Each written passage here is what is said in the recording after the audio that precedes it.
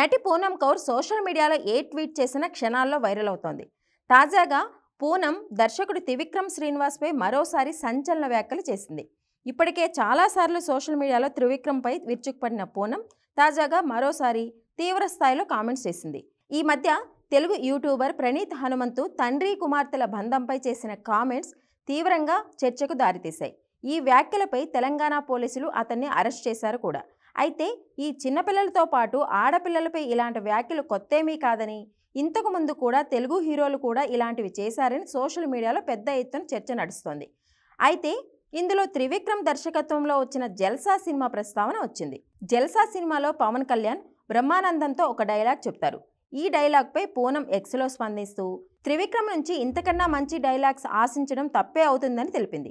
దీనికి ఒక netizen counter ఇస్తూ, త్రివిక్రమ్ మీద మీకున్న ద్వేషానికి సోషల్ మీడియాలో చెప్పకండి, అందరికీ త్రివిక్రమ్ టాలెంట్ ఏంటో తెలుసు అని పెట్టాడు.